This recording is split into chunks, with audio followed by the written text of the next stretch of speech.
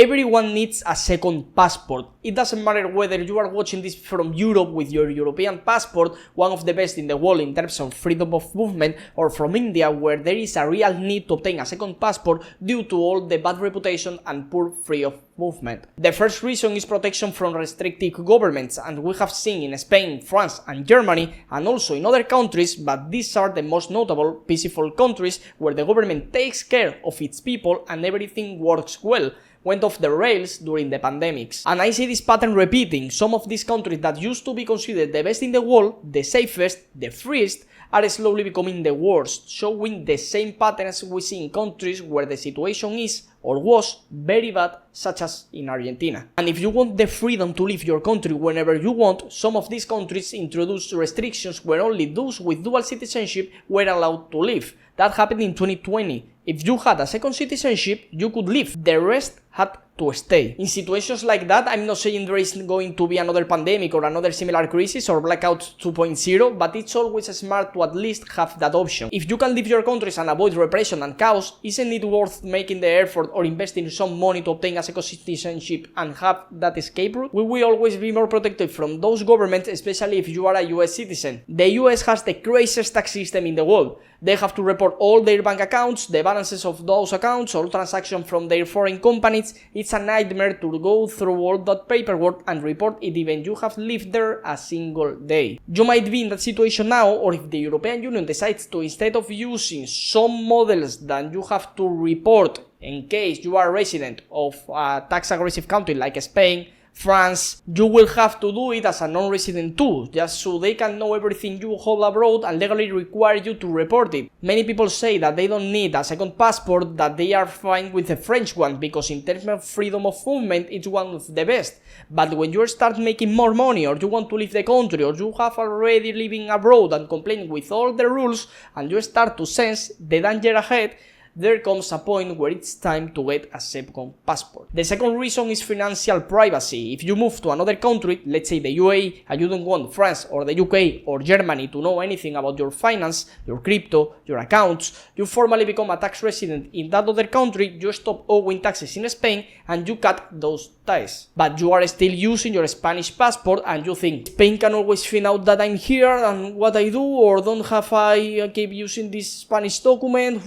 With a second passport, you gain more security and financial privacy. And I know this is super important, especially for people in crypto. You like privacy, having governments know absolutely nothing about your finance, and managing everything yourself. A second passport gives you that. For Britons or French people, or wherever you are watching from, unless they impose a CBT, a citizenship-based taxation system like in the US, where it's clear they want to control all their citizens' money, even if they don't live there, I see that coming soon for EU countries too, because they have a real need to gather as much money as they can, since the system is collapsing. And if that happens, you would already have the option of renouncing that passport and using the second one you prepared in advance. Some passports take 3 to 5 years to obtain, like Paraguay's through temporary then permanent residency, so this isn't immediate. In Argentina, it's 2 years of physical presence without leaving for even a single day. In Mexico, 18 months of legal residency within a 24 period, but you need to be there at least 5 years before. The fastest you can get right now takes 1 month by investment, and that's El Salvador, where you must donate $1 million,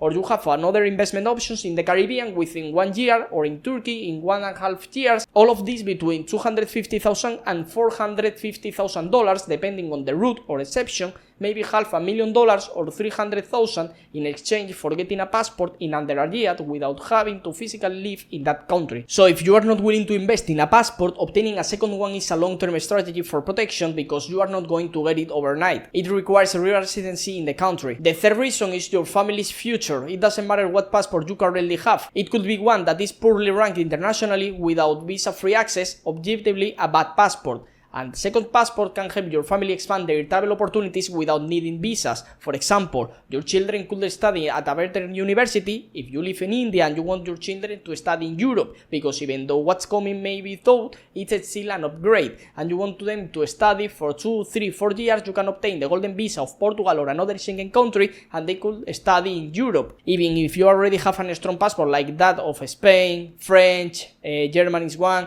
A second passport gives you an alternative for the future in case those governments become fully dystopian. If the EU follows in the footsteps of the US and enforces CBT, then your children would have an option: renounce French citizenship, for example, and keeping the second one.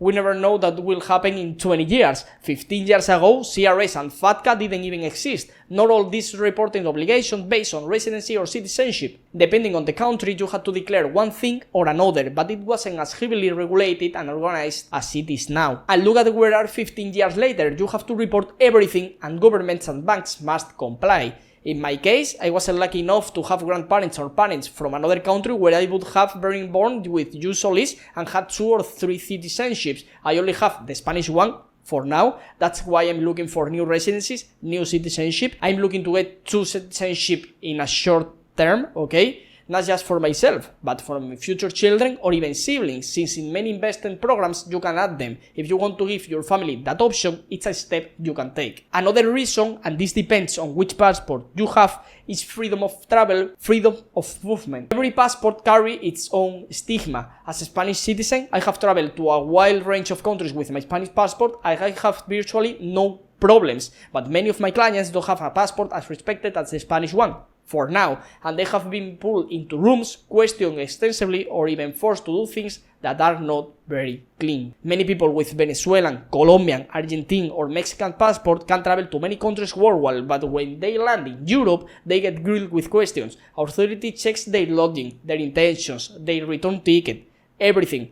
So yes, they have visa-free access, but they face prejudice. And having a second passport without that stigma can be very useful, depending of course of which second passport is chosen. Maybe for a Mexican or Colombian or Filipino, the Spanish passport is great fit because they get access to the US without needing a B1 or B2 or E2 or EB5 visa, while for a Spaniard, French, Brighton, it might be wiser to look beyond the EU. Some passports are excellent for travel, but if you want to do business in a specific region, maybe you would benefit from having a passport from there. I know people doing businesses in Africa, they have factories, logistics departments. In that case, citizenship from Mauritius, which takes 2 or 3 or 5 years and is harder than it seems, can be very helpful. Or maybe from Sierra Leone, which I personally don't like unless you are actually doing businesses, or even Nigeria, which is considering entering the CBI market. The same applies to the CBIs in the Caribbean passports, which open doors in the Caribbean and Latin America, or to passports like those in Paraguay, Argentina, or Panama,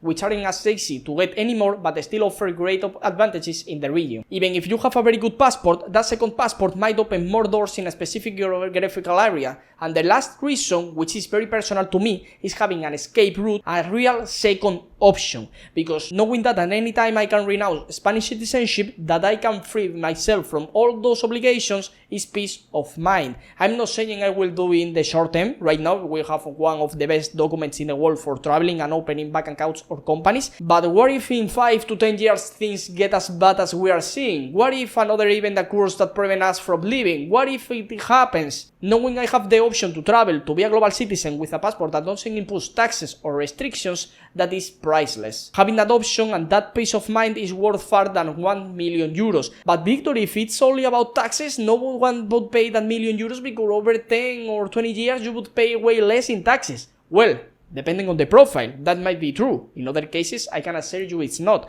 But setting taxes aside, it's about knowing they won't control you or force you to go to whatever war they start, or demand to know wherever euro is, which soon won't belong to you because it will be digital and you will just have a usage rights based on the bank's collateral. If there is anything we can help you with, the form is in the description and we will take a look together.